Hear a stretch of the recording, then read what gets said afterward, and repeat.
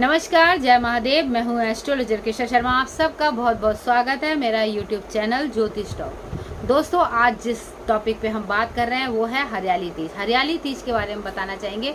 इस बार हरियाली तीज 31 जुलाई को पड़ रही है।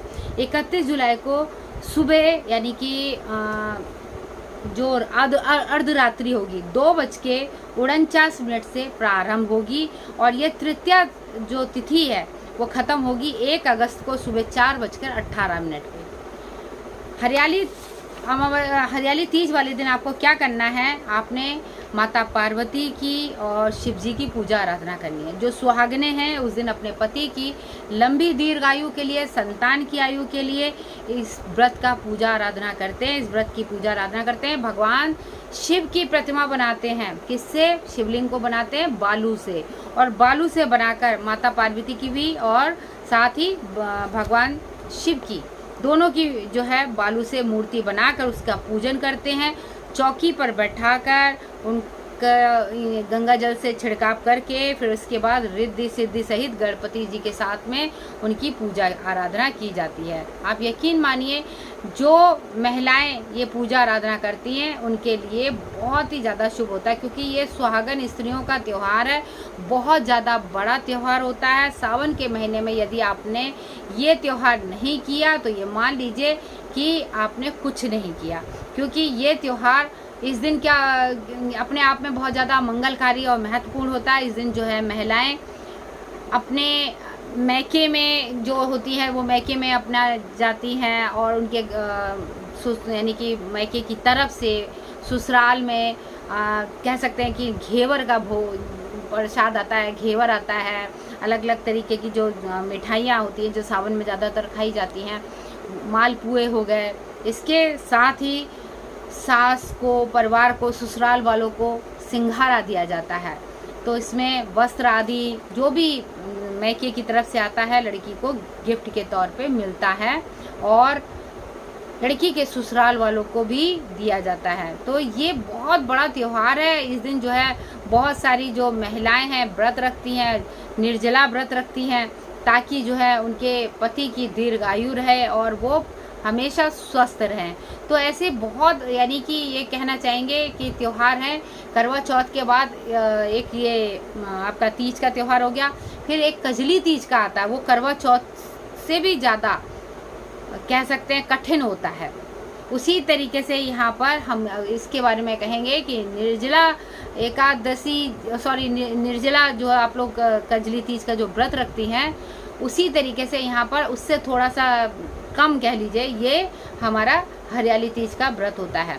हरियाली तीज कहते हैं कि इस दिन जो है माता पार्वती को भगवान शिव ने पति रूप में प्राप्त होने का वरदान यानी कि उनको वरदान दिया था। तो यहाँ इस दिन कहते हैं शिव जी की जो पूजा, जिन कन्याओं की शादी नहीं हो रही है, जिन पुरुषों की शादी नहीं हो रही है, शिव जी की पूजा अगर वो लोग करते हैं तो ये मान के चलिए बहुत ज़्यादा उत्तम रहता है। पूजा विधि विधान मैंने आपको बता दिया। भगवान शिव और माता पार्वती की पूजा आराधना होती है, और जिनकी शादी नहीं हो रही है वो भगवान शिव को जो दूल्हे के सर पे मुकुट बांधा जाता है वो आप जो है उनको अर्पित करके आइए। इसके अलावा उनके लिए बताना चाहूँगी, जो कन्याएं हैं वो माता पार्वती को उपटन लगाएं, उनको स्नान आदि करके मेहंदी लगाकर सुहाग का सामान चढ़ाएं, 7 बार गठबंधन करें, विवाह आदि की कामना करें। जैसे उनको उनके पसंद का वर मिला है वैसे ही आपको आपके पसंद का वर मिले। इसके अलावा आप सफ़ेद फूलों आग के फूल हो गए, सफ़ेद फूलों की माला चढ़ाएं। गंध, धूप, वस्त्र आदि चढ़ाने के बाद अक्षत चढ़ाइए। बेल पत्रों की माला आप चढ़ा सकते हैं।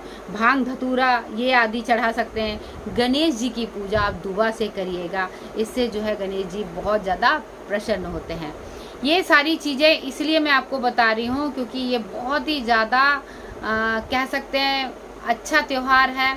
इस दिन जो है यदि कुंवारी कन्याएं हाथों में मेहंदी लगाती हैं, क्योंकि सुहागनें तो लगाती हैं, मगर कुंवारी कन्याएं मेहंदी लगाती हैं तो उनके विवाह के योग भी और ज़्यादा प्रबल हो जाते हैं। हाथों को खाली नहीं रखना है।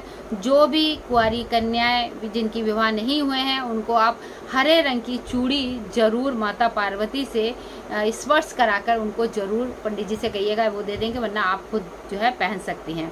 क्योंकि सावन का ये जो त्यौहार है वो बताता है कि प्रकृति जो है उसका रंग हरा है। तो हरे रंग का आप चूड़ी पहन रहे हैं, हरे रंग के वस्त्र पहन रहे हैं, जो सौभाग्य का प्रतीक भी है। और इसके अलावा ये बता दें, इस दिन व्रत रख लेंगे तो और भी ज़्यादा उत्तम हो जाता है। मगर मेहंदी लगाना बिल्कुल ना भूलें। जो सुहागने हैं वो 16 श्रृंगार जरूर कीजिएगा, क्योंकि इस दिन जो सुहागने 16 श्रृंगार करके माता पार्वती और भगवान शिव की पूजा आराधना करके कथा सुनती हैं, शिव पुराण सुनती हैं, उनके लिए और भी ज़्यादा उत्तम हो जाता है। इस तरीके से आप जो है पूजा आराधना करिए, अपने मनवांछित फल की प्राप्ति के लिए भगवान शिव का रुद्राभिषेक भी कराइएगा तो भी अच्छा रहेगा। और दिल से आप इस व्रत को करेंगे, जैसा आपका भाव होगा, तो भाव के भूखे होते हैं भगवान, तो आप गंगा जल जरूर चढ़ाइए भाव से। आप जैसा अगर कुछ नहीं चढ़ा सकते तो गंगा जल चढ़ा दीजिए, इसी से वो प्रसन्न हो जाते हैं। ओम नमः शिवाय का जाप करना बहुत ज़्यादा उत्तम रहता है। महामृत्युंजय का भी जाप कर लीजिएगा अपने पति के लिए, अपने लिए, अपने परिवार के लिए, ये बहुत ज़्यादा उत्तम रहता है। उम्मीद करती हूँ आपको मेरा वीडियो अच्छा लगे तो लाइक करना, सब्सक्राइब करना, शेयर करना तो आप बिल्कुल मत भूलिएगा। इसी तरीके से आपसे मैं जुड़ती रहूँगी। अगले वीडियो में आपसे फिर मुलाकात करती हूँ। तब तक के लिए मैं एस्ट्रोलॉजर कृष्णा शर्मा आपसे चाहती हूँ इजाज़त। मुझे दें इजाज़त। हर हर महादेव। स्वस्थ रहे, मस्त रहे। भगवान भोलेनाथ आप सभी पर अपनी कृपा बना के रखें। हर हर महादेव।